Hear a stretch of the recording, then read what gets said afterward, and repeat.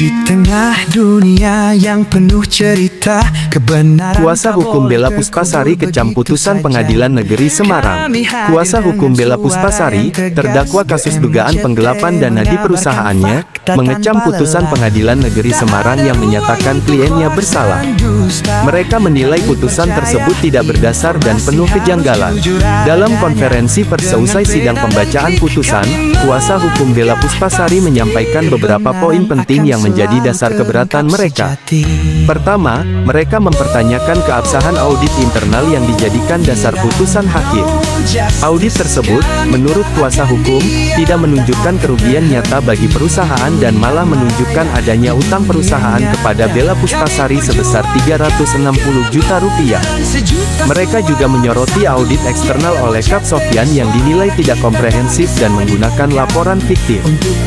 Kedua, kuasa hukum membantah tudingan penggelapan dana. Mereka menjelaskan bahwa sebagai manajer, Bella Puspasari berwenang melakukan transaksi keuangan, termasuk pinjam-meminjam, dengan izin dari direktur. Semua transaksi yang dilakukan, menurut mereka, sah dan sesuai prosedur. Ketiga, kuasa hukum menilai putusan tersebut sebagai bentuk ketidakadilan dan melanggar asas hukum kemanusiaan. Mereka berencana untuk mengajukan upaya hukum selanjutnya dan mengajak masyarakat untuk ikut mengawasi jalannya proses hukum ini demi tercapainya keadilan yang murni. Kejanggalan dalam kasus ini sangat banyak, tegas kuasa hukum.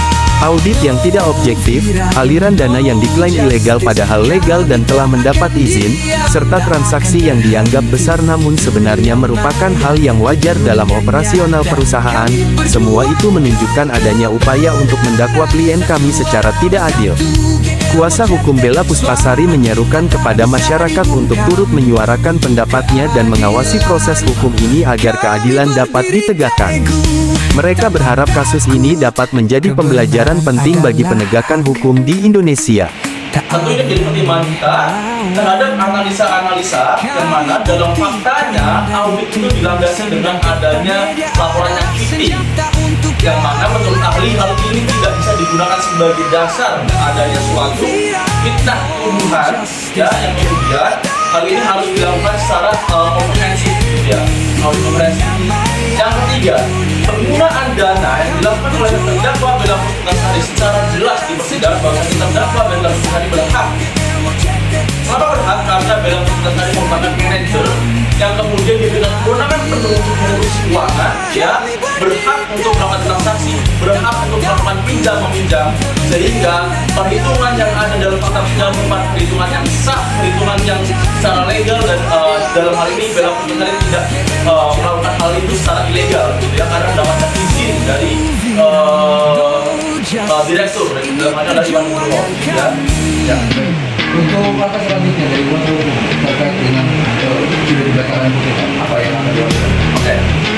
Secara jelas di sini kami dengan penuh ketegasan dan penuh pertimbangan, ya, untuk menegakkan keadilan yang murni, keadilan yang material, dan keadilan yang berkemanusiaan bagi seseorang, maka kami di sini dengan tegas menyatakan banding. Kami hadir dengan suara Dan di sini kami juga mengajak masyarakat, mengajak kalangan hukum, mengajak mengajak pers, ya, mengajak semua pihak yang merasa terdapat dalam hal terdapat kejahatan harus untuk jujur bersuara, adanya, menyuarakan, ya, karena kita tahu ini bahwasanya keadilan dapat ditegakkan dengan cara akan selalu terungkap sejati. ya, sehingga di sini saya harapan besar bagi masyarakat untuk ikut mengawal perkara ini sehingga perkara dapat terang dan dapat adil dan dapat menghasilkan putusannya sesuai dengan undang-undang yang berlaku, ya. Di dunia nyata kami perjuangkan kebenaran sejuta Ya, kejanggalan-kejanggalan saya rasa sangat banyak, ya. Yang menjadi poin adalah ada tiga tadi yang saya sebutkan. Yang pertama adanya audit yang tidak objektif. Dapat saya katakan tidak objektif karena tidak menggambarkan kerugian real, ya. Dan yang kedua terdapat adanya aliran dana yang kemudian itu dituduh sebagai penggunaan pembela secara makruh, padahal itu merupakan hal yang legal, hal yang diberikan izin oleh dan yang ketiga terdapat transaksi yang kemudian sebagai kami bawa suara sudah menyatakan bahwa pembela berhak untuk melakukan pinjam-meminjam untuk kontrak KPK. Jadi saya rasa hal ini menjadi kejanggalan karena hal itu sudah dibentuk sedemikian rupa, yang kemudian hal ini mengartikan satu poin di mana ingin kemudian pembela tidak segala sah. Dia udah